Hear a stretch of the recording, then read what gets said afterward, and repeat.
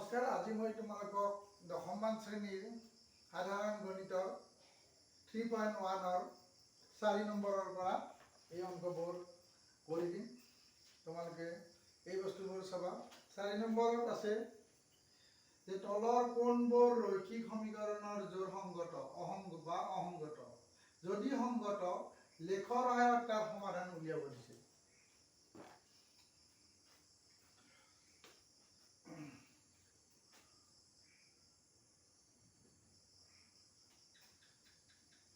একতে দিয়া আছে x plus y equal 5। দুইত দিয়া আছে 2x plus y equal 10। এতিয়া এই সমীকৰণটোৰ সংগত হ'ব নে অসংগত হ'ব? ইয়াত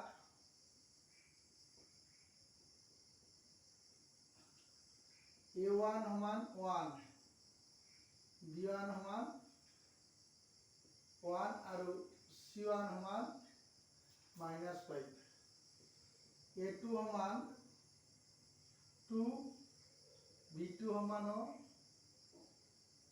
2 আৰু c2 সমান -10। এতেকে a1 by a2 ইকুয়াল 2 ভাগের 1 হবো, b1 by b2 1 মানে 2 ভাগের 1 হবো, আৰু c1 by c2 সমান এইটো মাইনাস, গতিকে -5 by -10 সমান 2 ভাগের 1। অর্থাৎ কি হবো ইয়াত a1 by a2 equal b1 by b2 equal c1 by c2। গতিকে ই কি হব? সংগত। ই সংগত। ইয়াৰ অসীম সংখ্যক সমাধান আছে। অসীম সংখ্যক সমাধান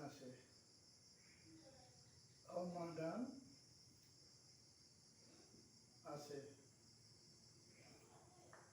এতিয়া কথা হল আমি এই লেখৰ সহায়ত আমাৰ যদি সংগত হয় সমীকৰণ দুটা সমাধান কৰিব পাইছিল। প্ৰথমটো আছে x plus y equal 5। ইয়াক আমি এনে কৰিব পাৰো y equal 5 minus x। গতিকে ইয়াৰ পৰা যদি আমি এখন তালিকা বনাও এনেকুৱা হ'ব। চাই লব তোমালোকে x y আৰু আমি দুটা মান ললো। x ৰ মান যদি আমি 2 লম, y ৰ মান 3 হ'ব, আৰু এটো যদি 3 লম এটো 2 হ'ব। অৰ্থাৎ 1 নম্বৰৰ পৰা আমি 2 3 আৰু 3 2 পালো। আকৌ এটা দিয়া আছে twice x plus twice y equal 10। এটোৰ পৰা twice y equal 10 minus 2x হ'ব। অৰ্থাৎ 2 দি যদি হৰণ কৰি যাম y equal 5 minus x হ'ব। অৰ্থাৎ ইয়াৰ বিন্দু দুটাহে একেই হ'ব, আগেৰ দৰে হ'ব। অৰ্থাৎ 2 3 3 2, অৰ্থাৎ লেখডালে মিলি যাব। এতিয়া এই বিন্দু দুটা যদি আমি লেখ কাগজত লিখাম কেনেকুৱা হ'ব তোমালোকে চাই লবা। এই বস্তুটো যদি আমি লেখত লিখাম এনেকুৱা হ'ব যে x o x dash। ইয়াত আমি কি কৰিছো 10টা সৰু ক্ষুদ্ৰ বৰ্গক্ষেত্ৰ সমান এক একক ধৰিছো। একক ধৰি x অক্ষত 1 2 1 2 3 এটা 2 3 হৈছে, আৰু এইবাৰ 1 2 3 1 2 আৰু 3 2 হৈছে। এতিয়া 3 2 বিন্দুটো আমি যেতিয়া সংযোগ কৰি দিছো ab এডাল ৰেখা পাইছো। সেইদৰে আমি 2 নম্বৰটো যদি আকৌ দিওঁ তেতিয়া আৰু 2 3 আৰু 3 2 পাম। অৰ্থাৎ ৰেখা দুডাল মিলি যাব। সেইকাৰণে ৰেখা দুডাল মিলি যোৱাৰ কাৰণে অসীম সংখ্যক সমাধান পোৱা গৈছে। আৰু লেখডাল তোমালোকে আগতে লিখিবা যে গ্ৰাফ কাগজৰ 10টা সৰু ক্ষুদ্ৰ বৰ্গক্ষেত্ৰ সমান এক একক ধৰি 2 3 আৰু 3 2 এই বিন্দু দুটা সংস্থাপন কৰাত 1 নং লেখৰ পৰা ab এডাল ৰেখা পোৱা গ'ল, আৰু 2 নং লেখৰ পৰা সেই এডালি ৰেখা পোৱা গ'ল। গতিকে ই আমাৰ সংগত, অৰ্থাৎ 4 নম্বৰৰ যিটো সমীকৰণ আছিল ইয়াক আমি সংগত বুলি প্ৰুভ কৰিলো। আৰু সংগত হলে আমি লেখ কেনেকৈ আঁকিব লাগে এইটো আমি তোমালোকক দেখুৱাই দিছো। ঠিক এনেকৈ তোমালোকে আঁকিবা বুলি মানে মোৰ বিশ্বাস আৰু।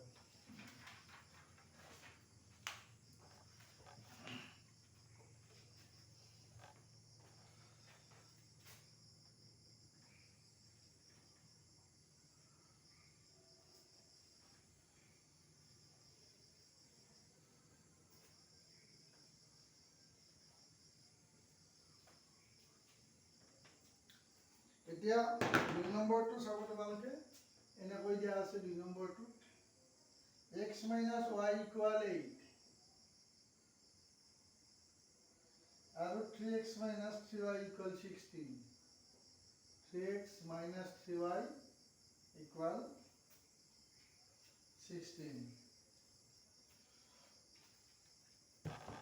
हे আগৰ দৰে লিখি দিলে হ'ল যে ইয়াত a1 মানে কি হ'ব b1 মানে c1 মানে ইয়াত a1 মানে 1 b1 মানে -1 c1 মানে -8 আৰু a2 মানে হ'ব 3 b2 মানে হ'ব -3 আৰু c2 মানে কি হ'ব -16 গতিকে a1 by a2 সমান হ'ব 1/3 b1 by b2 ইকুয়াল হ'ব এটো কাটা কাটি যে এটো 1/3 হ'ব c1 by c2 ইকুয়াল কি হ'ব 8 by 16 মাইনাস থাকব মাইনাস কাটা কাটি যে গেলি এটো কি হ'ব 8 * 8 আৰু এটো 2 হ'ব অৰ্থাৎ এটো হ'ব 2 ভাগেৰে গতিকে আমি কন্ডিশনটো আমি কেনে কোৱা পালো যে a1 by a2 equal b1 by b2 is not equal c1 by c2 এতিয়া আমি a1x plus b1y plus c1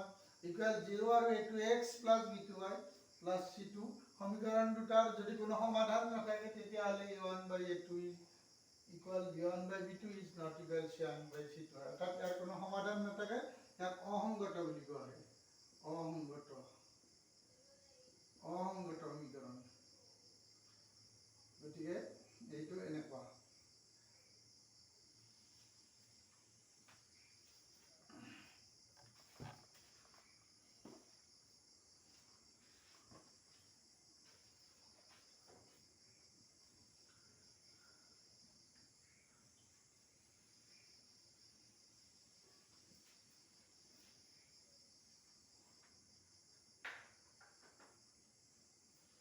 আমি 3 নম্বৰটো কৰিছো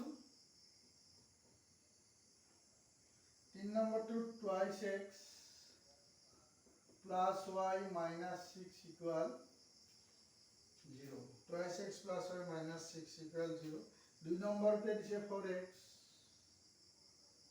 minus 2y minus 4 equal 0 প্ৰথম কথাটো হৈছে সমীকৰণটো সংগত না অসংগত অসংগত হলে তো আৰু লেখ ৰাখিব নালাগে গতিকে ইয়াত a মানে a1 b1 c1 যিকেইটা আছে আমি উলাই লম ইয়াত a1 মানে 2 b1 মানে 1 c1 মানে -6 আৰু a2 মানে 4 b2 মানে -2 আৰু c2 মানে -4 গতিকে আমি এতিয়া a1 by a2 equal 2 by 4 ইয়াক কাটা কাটি করলি দুই ভাগের 1 হবো আৰু b1 by b2 equal কি হবো 1 minus 2 গতিকে আমার কি হল a1 by a2 equal not equal b1 by b2 গতিকে আমি ইয়াত লিখিবই পাৰো যে a1 by a2 is not equal b1 by b2 গতিকে ইয়াৰ এটা অদ্বিতীয় সমাধান আছে অৰ্থাৎ ই সংগত বুলি লিখিলো এটা সংগত হলে মই যেটা 1 নম্বৰ সমীকৰণৰ পৰা লেখৰ তালিকা উলিয়াইছো ঠিক তেনেকৈ তোমালোকে তালিকাখন উলিয়াবা আৰু তালিকাখন উলিয়াই লেখডাল অঙ্কন কৰিবা এই লেখ দুডালে ইয়াৰ কিন্তু এটা নিৰ্দিষ্ট বিন্দুত কটাকটি কৰিব গতিকে সেইটো যেনেকৈ মিলি গৈছিল এইটো মিলি নাযাব এইটো কি হ'ব দুডাল হ'বলে এই কটাকটি কৰিব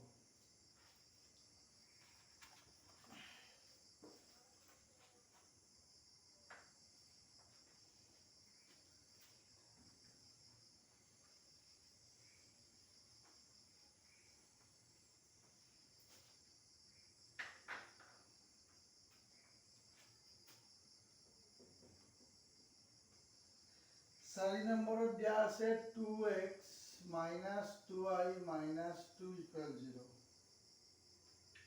আৰু 4x minus 4y minus 5 equal 0 আমি প্ৰথম কথা ইয়াত সংগত না অসংগত আমি এইটো আমি উলিয়াব লাগে ইয়াত a1 মানে 2 b1 মানে -2 আৰু c1 মানে -2 হ'ব আৰু a2 মানে হ'ব 4 b2 মানে কি হ'ব -4 আৰু c2 মানে হ'ব -4 এতিয়া a1 by a2 equal 2/4 অৰ্থাৎ কিমান হ'ব 2/1 তাৰ পিছত আমি b1 by b2 -2/4 অৰ্থাৎ এটো 2/1 হ'ব আকৌ c1 by c2 equal -2/-5 সমান 2/5 হ'ব আমি এই দুটাৰ মান একে পালো অৰ্থাৎ কি আছিল a1 by a2 equal b1 by b2 is not equal c1 by c2 গতিকে আমি কি হ'ব ই অসংগত